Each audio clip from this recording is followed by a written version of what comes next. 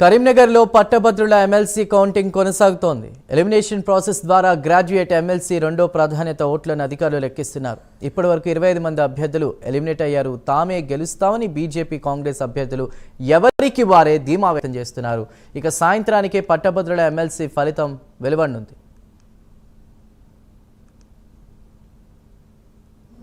ఒకటో నంబరు వరకు అన్ని కంప్లీట్ కావడం జరిగింది. ముందంజలో భారతీయ జనతా పార్టీ ఉంది, వెనుకంజలో కాంగ్రెస్ పార్టీ ఉంది, థర్డ్ బీఎస్పీ ఉంది. చాలా మెజార్టీ తేడాతో ఉన్నది. సెకండ్ ప్రయారిటీ ఓట్లు కూడా ఏవైతే ఉన్నాయో ఇప్పటి వరకు ఎలిమినేషన్ దాదాపు 25 మందిని ఎలిమినేషన్ చేయడం జరిగింది. దానిలో కూడా అత్యధిక సెకండ్ ఓటు ప్రాధాన్యత భారతీయ జనతా పార్టీకి వచ్చింది. చూసినాక చెప్తాం డైవర్ట్ అయితే, ఎందుకంటే మోదీ గారు చూసి చాలామంది ఆయనకు ఫస్ట్ చేసి మాకు కూడా సెకండ్ వేయడం జరిగింది. 7 o'clock వరకల్లా ఆల్మోస్ట్ ఆల్ ఫస్ట్ రౌండ్ పూర్తయింది. ఫస్ట్ రౌండ్ పూర్తి అయ్యేసరికి మరి 50% +1 ఓట్లు అనేది రాలేదు. కాబట్టి ఇప్పుడు సెకండ్ ప్రియారిటీ ఓట్ల ప్రక్రియ అనేది మరి ఆల్మోస్ట్ ఆల్ మార్నింగ్ 8:30 నుంచి ప్రక్రియ మొదలైంది. మరి ముఖ్యంగా ప్రస్తుతానికైతే ఆ ఫస్ట్ ప్రియారిటీ ఓట్లలో లీడింగ్లో మరి బీజేపీ క్యాండిడేట్ ఉండడం జరిగింది. కాంగ్రెస్ అభ్యర్థిగా నేను స్వల్ప వెనుకంజ ఉన్నాను. 5,100 ఓట్లతో నేను వెనుకంజలో ఉండింది. తర్వాత నాకంటే మరి థర్డ్ లీడింగ్ బీఎస్పీ క్యాండిడేట్ 10,000తో వెనుకంజలో ఉన్నాడు.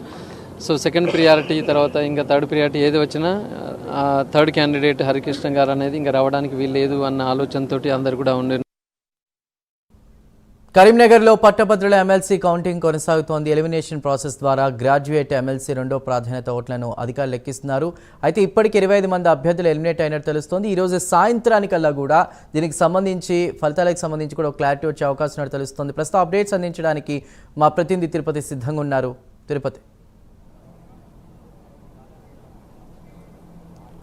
చందు, సుదీర్ఘంగా 3వ రోజు కరీంనగర్ పట్టభద్రుల ఎమ్మెల్సీ కౌంటింగ్ ప్రక్రియ కొనసాగుతుంది. ఈరోజు ఉదయం నుంచి కూడా సెకండ్ ప్రియారిటీ సంబంధించినటువంటి ఓట్ల లెక్కింపు జరుగుతుంది. సెకండ్ ప్రియారిటీ ఓట్ల లెక్కింపు భాగంలో కూడా ఎవరైతే తక్కువ ఓట్లు వచ్చారో అభ్యర్థులందరినీ ఎలిమినేషన్ పర్వం కొనసాగుతున్నటువంటి పరిస్థితులు కనబడుతున్నాయి. ఇప్పటివరకు 25 మంది అభ్యర్థులను అధికారులు ఎలిమినేషన్ చేశారు. ఇప్పటివరకు మొదటి లీడ్లో బీజేపీ అభ్యర్థి అంజిరెడ్డి కొనసాగుతున్నారు. సెకండ్ లీడ్లో కాంగ్రెస్ పార్టీ అభ్యర్థి నరేందర్ రెడ్డి కొనసాగుతున్నారు. మూడవ ప్లేస్లో బీఎస్పీ పార్టీ అభ్యర్థి ప్రసన్న హరికృష్ణ కొనసాగుతున్నటువంటి పరిస్థితి కనబడుతుంది. మొదటి ప్రియారిటీ ఓట్లకు సంబంధించి గెలుపు కోట ఎవరికి రాకపోవడంతో సెకండ్ ప్రియారిటీ ఓట్లను ప్రజెంట్ ఇప్పుడు అధికారులు లెక్కిస్తున్నటువంటి పరిస్థితి అయితే కనబడుతుంది. గెలుపు కోటాకు సంబంధించి 1,11,672 ఓట్లను అధికారులు గుర్తించి నిర్ధారించినటువంటి పరిస్థితి కనబడుతుంది. 1,11,672 ఓట్లు ఎవరికి వస్తాయో వారి అభ్యర్థిని విజేతగా ప్రకటిస్తారు. కానీ మొదటి ప్రియారిటీ ఓట్ల లెక్కింపులో భాగంగా 1,11,672 ఓట్లు ఎవరికి రాకపోయినటువంటి సందర్భంలో సెకండ్ ప్రియారిటీ ఓట్ల లెక్కింపు ప్రక్రియ అయితే కొనసాగుతున్న పరిస్థితి కనబడుతుంది. ఇక్కడ కరీంనగర్ ఇండోర్ స్టేడియంలో ఈ లెక్కింపు ప్రక్రియ 3 రోజుల నుంచి సుదీర్ఘంగా కొనసాగుతున్నటువంటి పరిస్థితి అయితే కనబడుతుంది. ఈ మొదటి నుంచి కూడా ఎప్పుడైతే ఈ ఓట్ల లెక్కింపు ప్రక్రియ ప్రారంభమైందో అప్పటి నుంచి కూడా ఏ అభ్యర్థి గెలుస్తారు, ఎవరికి ఎక్కువ అంశాలు కలిసి వస్తాయి, ఎవరు బలాలేంటి, పట్టభద్రుడు ఎవరికి పట్టం కట్టాలనే చర్చ తెలంగాణ రాష్ట్ర వ్యాప్తంగా రాజకీయాల్లో ఆసక్తికరంగా మారినటువంటి పరిస్థితి కనబడుతుంది. మొదటి రౌండ్ నుంచి మొదటి ప్రియారిటీలో మాత్రం బీజేపీ అభ్యర్థి అంజిరెడ్డి లీడ్లో కొనసాగుతారు. మొదటి ప్రియారిటీ ఓట్లలో ఇప్పటివరకు 5,110 ఓట్ల లీడ్తో బీజేపీ అభ్యర్థి కొనసాగుతున్నారు. సెకండ్ ప్రియారిటీ సంబంధించినటువంటి ఓట్ల లెక్కింపులో భాగంగా కూడా కొంత బీజేపీ అభ్యర్థి లీడ్లో ఉన్నట్టే తెలుస్తుంది. ఇటు ఎప్పుడైతే ఎలిమినేషన్ పర్వం కొనసాగుతుందో మూడో అభ్యర్థి వరకు ఎలిమినేషన్ వస్తే ప్రసన్న హరికృష్ణకు సంబంధించినటువంటి సెకండ్ ప్రియారిటీ ఓట్లు ఎవరికి వస్తాయి, సెకండ్ ప్రియారిటీ ఓట్లు కనుక అదే స్థాయిలో బీజేపీ అభ్యర్థికి వస్తే బీజేపీ అభ్యర్థి గెలుపు దిశగా బీజేపీ అభ్యర్థి గెలిచే అవకాశం ఉన్నట్టు తెలుస్తుంది. ఒకవేళ సెకండ్ ప్రియారిటీ ప్రసన్న హరికృష్ణ సంబంధించిన ఓట్లలో ఎక్కువగా కాంగ్రెస్ అభ్యర్థి నరేందర్ రెడ్డి కనుక వస్తే కొంత ఫలితాలకు సంబంధించి తారుమారయ్యే అవకాశం అయితే కనబడుతుంది. దీనికి సంబంధించి కూడా చాలా ఆసక్తికరంగా ప్రసన్న హరికృష్ణకు సంబంధించినటువంటి సెకండ్ ప్రియారిటీ ఓట్లు ఎవరికి ఎక్కువగా వస్తాయి, ఎవరికి ఉన్నాయంటూ కూడా కౌంటింగ్ కేంద్ర దగ్గర కావచ్చు అభ్యర్థులలో సర్వత్రా ఉత్కంఠ కొనసాగుతున్నటువంటి పరిస్థితి అయితే కనబడుతుంది. లోపల అధికారులు ఎలిమినేషన్ ప్రక్రియను కొనసాగించి ఇప్పటికే 25 మంది అభ్యర్థులను ఎలిమినేషన్ చేసినటువంటి పరిస్థితి కనబడుతుంది.